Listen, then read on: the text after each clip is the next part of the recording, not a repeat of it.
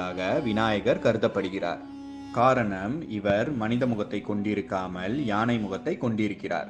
விநாயகர் சிவன் மற்றும் பார்வதியின் மகனாவார். இவரது வாகனம் மூஷிகம் என்கிற எலியாகும். இவருக்கு பிள்ளையார், கணபதி, ஐங்கரன் என்று பல பெயர்கள் உள்ளன. விநாயகர் பிறந்த தினத்தையே இந்துக்கள் விநாயகர் சதுர்த்தி என்று கொண்டாடி வருகின்றனர். விநாயகர் எப்படி யானை தலையை பெற்றார் என்பது ஒரு சுவாரஸ்யமான கதையாகும். ஒருமுறை சிவன் வெளியே சென்ற சமயத்தில் பார்வதி தேவி நீராட சென்றார்.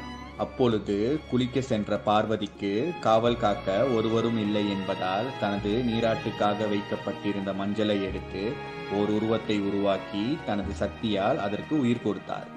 பார்வதி தேவியை படைத்து உயிர் கொடுத்ததால் அவ்வுருவம் அவரது பிள்ளையானது. யார் வந்தாலும் உள்ளே நுழைவதற்கு அனுமதிக்க கூடாது என்று பிள்ளையாருக்கு அறிவுறுத்திவிட்டு பார்வதி குளிக்க சென்று